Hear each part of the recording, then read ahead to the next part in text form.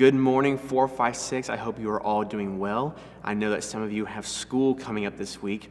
I know we always dread the first day of the year, but I pray that God gives you a blessed year, that you all are safe and healthy, and that we will get through this. It's going to be confusing, it's going to be different, but I am praying every day for you guys, and I just hope that you all enjoy this week. And for those of you who have a little bit more time, cherish it.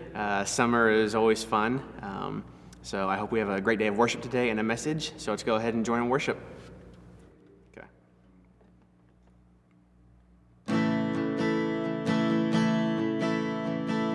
As I reflect, I find perspective. They're in the best and worst days of this life. You were always on my side.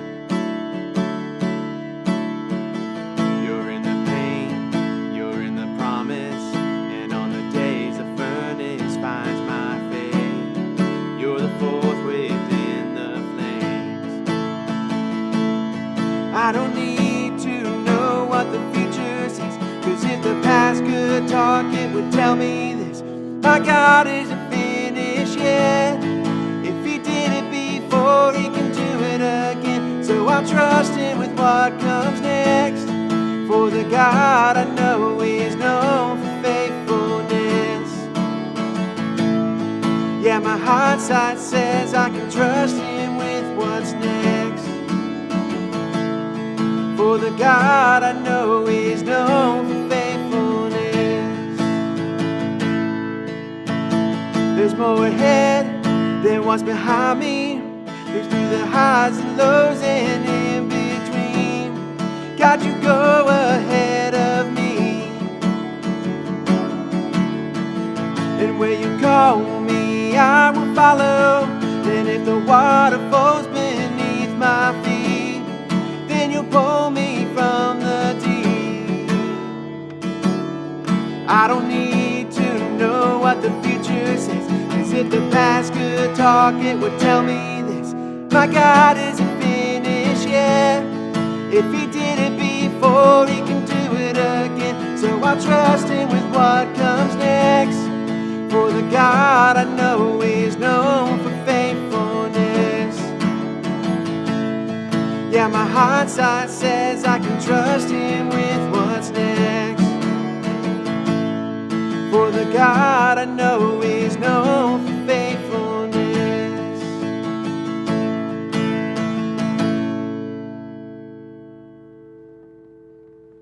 This next song we're doing is a new one that we haven't done before for 4FIVE6. It's called Run to the Father. I was really worshiping with this song this past week, and it really hit me. And I wanted to do it for you guys. In the lyrics, and it talks about, the title is Run to the Father. I don't want you to focus on actual literally running to God. If you are someone who is wanting to know more about Jesus or God, and you want to ask Him into your life, just asking Him to guide you through life, asking Him into your heart, that is a version of running to the Father. So if you are someone who wants to do that, contact me, contact Kinsey. We would be able to help you with that. I love this song, really taking these lyrics. It's a really powerful song, and I hope you enjoy it.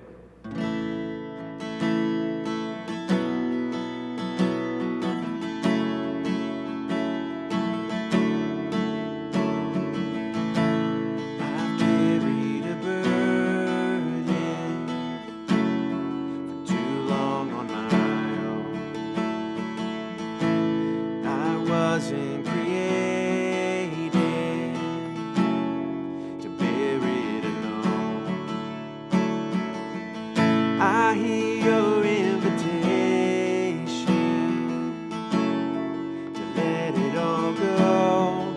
I see it now, I'm laying it down, and I know that I need you. I run to the Father, I fall into grace. I'm done with the hiding, no reason to wait. My heart needs a surgeon, my soul needs a friend. So I run to the Father again and again and again and again. Oh, oh, oh.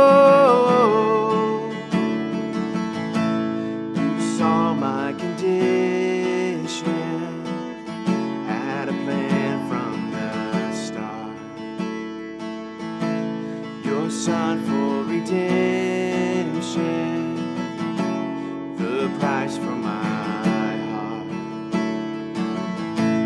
I don't have a context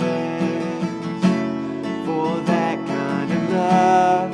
I don't understand, I can't comprehend.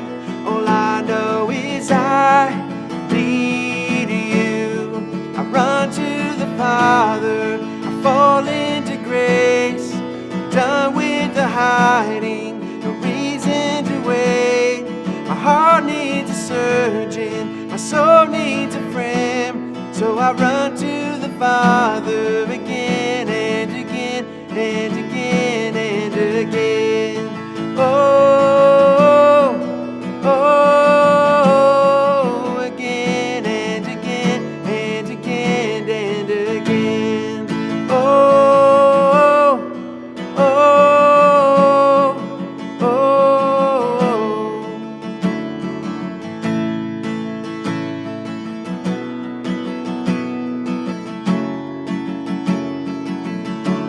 My heart has been in your sight long before my first breath, running into your arms is running to life from death. I feel this rush deep in my chest. Your mercy is calling out. Just as I am, you pull me in, and I know I need you now. I run to the Father, I fall into grace. I'm done with the hiding, no reason to wait. My heart needs a surgeon, my soul needs a friend. So I run to the Father again and again. I run to the Father, I fall into grace. I'm done with the hiding, no reason to wait. My heart found a surgeon, my soul found a friend. So I run to the Father again and again and again and again. Oh, oh, oh, oh.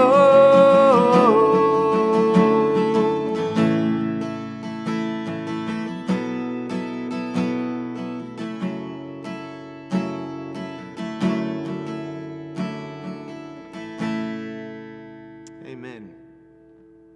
Hey guys, look, I told you we'd be back sooner rather than later. Now, I know we're not like, you are not here, but I am back here, and that is a step in the right direction, right? So, I held you in suspense for several days last week, and we're going through the life of David. Isn't that exciting? Like, we are not going to be in the New Testament anymore. You'll still hear about Jesus because Jesus is a part of the whole Bible, but we're going to walk through this guy named David. You know, David and Goliath, you probably heard about him, the stones and the giant and, you know, all those fun things. And David and Bathsheba, we'll talk about that. But before we get into that part, we're actually going to look at a different book of the Bible initially. So we are going to go through the book of Ruth today. In one day, we are going to go through the entire book of Ruth. And you're going to understand and comprehend and learn all about this woman named Ruth. So it may not make a whole lot of sense to be studying the book of Ruth if we're wanting to look at the life of David, who comes, generations after Ruth. But you'll understand Ruth's role in David's life by the end of the day, I promise. So, the book of Ruth, in case you're curious where to find it, if you do, Genesis, Exodus, Leviticus, Numbers, Deuteronomy, Joshua, Judges, Ruth. So it's in the first third of the Old Testament. So it's like this part of my Bible. It's very short. It's only 4 chapters long. But it is this, I'm not going to read through the whole thing because it is still too long to read through. But the book of Ruth is this beautifully told story that begins in the midst of really tragic circumstances. And the story starts with this woman, and her name is Ruth, right? Just kidding. It doesn't start with Ruth. I got you. No, this story starts with a different woman named Naomi, and her husband, his name is Elimelech, which is just fun to say, and they are in Bethlehem. That's where they live, and they move to this land called Moab, and their 2 sons are with them, Mahlon and Chilion. Really fun names. Like, suddenly Ruth sounds super normal, right? So, Naomi, mom, Elimelech, dad, Mahlon, Chilion, sons, live in Bethlehem, move to Moab because of this famine that's spread across Bethlehem. So we have this famine that comes, right? So there's no food, right? Really hungry. So this one little nuclear family, Naomi, Elimelech, Mahlon, Chilion, pick up their lives and move to this country called Moab. Now, Moab is this land that was settled by these people who had come about, like the grouping of people had started out of this sinful relationship between 2 people. We're not going to get into it. It's not super important. But what is important is that the people of Moab, Moabites is what we'll call them, they're Gentiles. So they're not Jewish. They're separate from God, and they're not a part of this Jewish world population. They're different, okay? So Jewish people looked down on Moabites. They had been a stumbling block for Israel ever since they fled out of Egypt, back with Moses and all that fun Red Sea parting and the plagues. Yeah, okay. So the Moabite people, these people from Moab, weren't liked by the Jews, okay? So that's what we need to know. So Naomi, Elimelech, Mahlon, Chilion, Bethlehem, Jewish, pick up, move, Moab, not good place. Okay? So while they're in Moab, their 2 sons, Mahlon and Chilion, marry these Moabite women. That's a big no-no. But then they die. Okay? So we have Naomi, Elimelech, Ruth, and Orpah, the daughters-in-law, wives of Mahlon and Chilion, because they've died. Okay? I should really get a chart for this because it's a little confusing. So they die before their wives can bear any sons. So they're widows, they're lonely, and they have no kids. Well then, get this, Naomi's husband, Elimelech, he dies. So now we have Naomi, right? Mom, Ruth and Orpah, who are the daughters-in-law, and that's it. So you have these 3 widows. They're alone, they're poor, they're without any aid from family, in a time and a culture where women needed men to protect and provide for them. So it's going to be a really rough life. So Naomi is heartbroken, and she's bitter, and she decides to return to her homeland of Bethlehem. So she tells her daughters-in-law, Ruth and Orpah, to stay in Moab, to go back home with their families and try and find new husbands, so that they can have a productive and prosperous and healthy life. Orpah decides to go back, so she goes back to Moab, but Ruth insists on staying with Naomi. And she makes this decision that has become one of the most beloved verses in the Bible. And this is what she says. So they're going back and forth, talking, and Naomi says, go home. Orpah's like, okay. Ruth, in chapter 1 of the book of Ruth, in verse 16, says, don't ask me to leave you and turn back. And this is the part that you'll see on pretty signs in Hobby Lobby, okay? Wherever you go, I will go. Where you live, I will live. Your people will be my people, and your God will be my God. Wherever you die, I'll die, and there I will be buried. May the Lord punish me severely if I allow anything but death to separate us. When Naomi saw that Ruth was determined to go with her, she said nothing more. So this whole, where you go, I will go. Where you stay, I will stay. Your people will be my people, and your God will be my God. Ruth is this young woman, right? She's younger than me, and not that much older than you, demonstrates this loving loyalty and faithfulness. And she clarifies in this one statement that she's going to follow after God, like the real God, the big G God, Yahweh, the God that you and I know and love and are a part of his family. She decides, this is what I'm going to do. So this story, it unfolds from these two women, right, that are left from this big family. We have Naomi and Ruth, right? It unfolds from their point of view for the remaining 3 chapters of the book of Ruth. And they arrive back in Bethlehem, right, because that's where Naomi's from. And it's the barley harvest. So it's just like the time of year that they're in. So farmers are out and the barley has grown up, and now they can collect the barley and harvest it. So Ruth starts gleaning food for herself and Naomi. So that means like she goes and Jewish custom at the time, widows, orphans, can pick up the fallen pieces of grain, barley, wheat, whatever, from fields and keep it for themselves so they can have food. And it just so happens that she does this in a field that belongs to a man named Boaz. So Boaz notices Ruth from a distance, right? She's probably really pretty, whatever, very nice, quiet. And so Boaz goes and asks some of his workers about this woman who's appeared in his fields to work. And his workers tell him that she's this Moabite who's staying with Naomi as her daughter-in-law. Her husband has died, fills him in on all of the town gossip.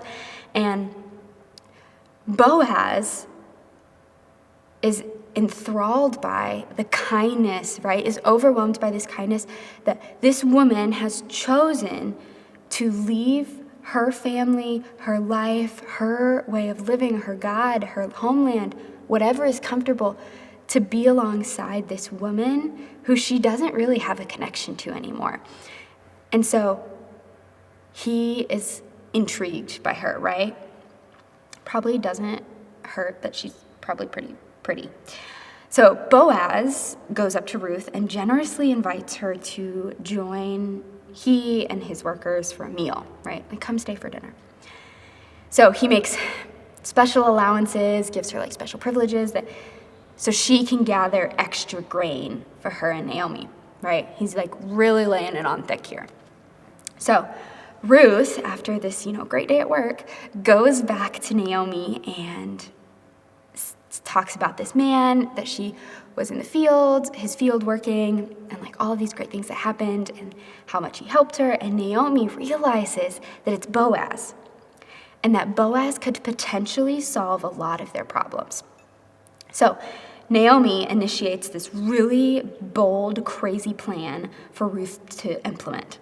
So Ruth, essentially, in chapter end of 2, beginning of 3, Ruth essentially is going to go to Boaz and make a marriage proposal, right? So way backwards, she is going to ask him to marry her, right? Not the way most people in society do it today, and not really the way they did it back then either. But it was based on this thing called Levirate law, that basically it was this law that Jewish people followed that offered a widow a new spouse from within her greater extended family. So that's all you need to know about that. But Boaz, so Ruth does this thing, right? In chapter 3, goes to this special place and offers herself to be his wife, says, will you do this for me? And Boaz responds very favorably because he highly regarded Ruth's faithfulness to Naomi. He's seen great things in her and things that she's done, and he's impressed. So in this private encounter at night to protect her reputation, Boaz assures Ruth that he'll pursue marriage and he'll make all of the legal arrangements for it. So Boaz, right, next day, knows of this closer relative, right, someone has the right through the Levirate law that they were following to marry Ruth. So he brings it to him and says, hey, she's looking to get married. These are the fields you could claim, yada, yada, yada. End of the day, the guy says no, like for certain reasons that make sense. So Boaz was free to fulfill her request himself. He can now marry Ruth. So the city elders witness this whole transaction, and Boaz purchases the land acquired by Naomi's sons and Ruth's late husband, and so the fields stay within their family, and then he declares Ruth his wife. Now, this story concludes really happily, right? Like, Ruth bears this son, and it restores Naomi's joy that she had lost from like losing her whole family, and the book ends with this genealogy. Now, y'all know how much I love a good genealogy. So I'm going to read it for you, okay? And this is the part I need you to pay attention to. So this is the genealogical record of their ancestor, so of Boaz's ancestor, further up the line, Perez. So Perez was the father of Hezron, and Hezron was the father of Ram. Ram was the father of Amminadab. Amminadab was the father of Nahshon. Nahshon was the father of Salmon. Salmon was the father of Boaz.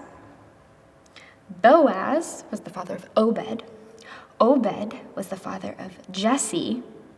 And Jesse was the father of a man named David. So Ruth is David's great-grandmother. So here's the really, really cool thing about this story.